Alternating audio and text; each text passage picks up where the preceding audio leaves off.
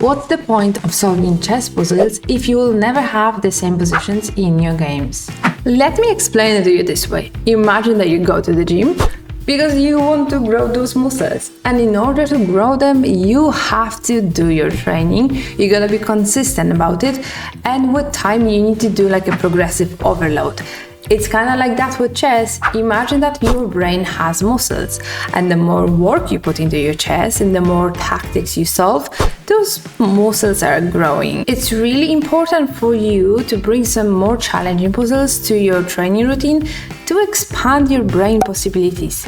At first, it might take you a little bit more time to solve them, but that's okay. You might be a bit rusty at first. Once you pass this stage, you'll be able to solve them quicker and then add even more difficult puzzles on your training.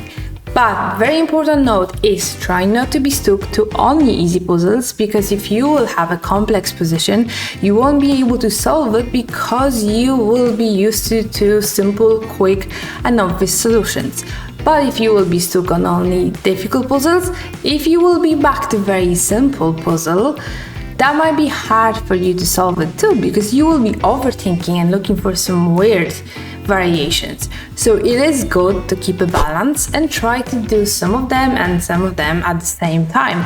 You need to teach your brain to be able to adjust to any position, no matter if it's complex or easy, and you will get that over time. Let's talk about 4 clear benefits of solving chess puzzles. Benefit number 1 is pattern recognition. If you learn chess at first, you learn a lot of different patterns, motifs, tricks, and the more exercises you do with them, the more puzzles you solve, you will remember those type of motifs. Your brain will get used to them. So during your game, you won't even have to think about it. You'll just see it straight away. Benefit number 2, improving your intuition. Intuition is not something that you are born with.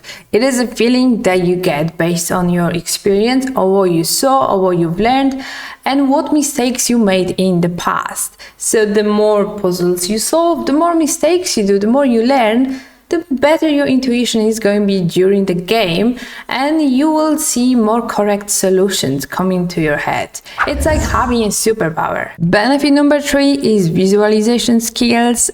That's something that might help you a lot when you calculate on the board, and it's really hard sometimes to imagine a position after a certain variation, so that will definitely improve over time. Benefit number 4, calculation. This is my favorite one. But also it is a little bit harder one, because I think you need to put a little bit more extra effort while solving puzzles to be able to improve this part of your brain. A lot of players make really quick intuitive moves without thinking, and I don't think this is really good, because you need to be able to calculate to the very end of your variation.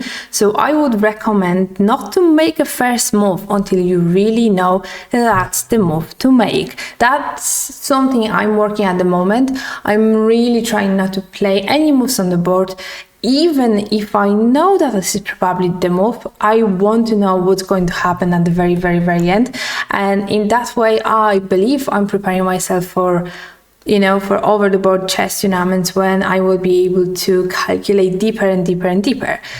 When you start playing chess, you have like a calculation tree in your head, and at the beginning your calculation tree will look like something like this. But the more work you put into your chess, the more puzzles you solve, you will be looking like something like this. But then if you will be working even harder and harder, your calculation tree will look like something like this. And that's your goal. But let's get to the point and let's talk about how to approach each puzzle. There are 3 or even 4 principles that you need to follow to be able to solve them better. There is the one that I always like to mention to everyone, and a lot of times I forget it myself. It is really important to calculate your material on the board. It's going to help you make a decision. It's super important. If you are a pawn up or pawn down, you also need to know it. But let's say you're down a rook. This is already going to tell you that you probably will have to either like win a queen or do a checkmate. It's so important. You have to calculate your material beforehand. And after that, there are 3 very important things that you need to look at: checks, captures, threats.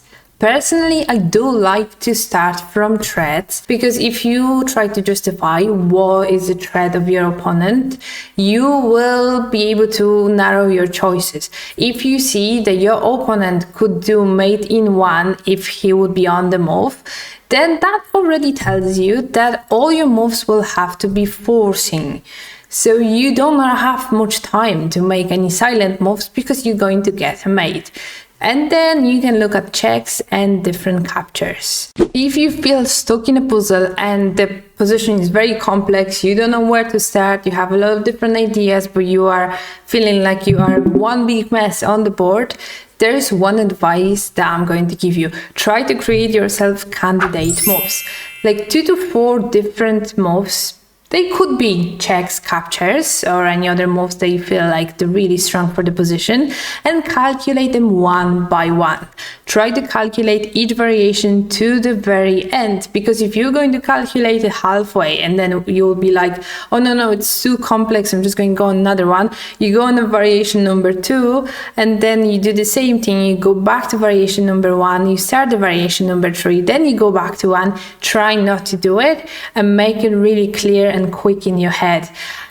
Often I like to start from the variation that seems the most stupid, because I will use the elimination process in order to find the correct move. So if that variation is not great, I'm going to check it and then put it on the side and go on to other variations to calculate.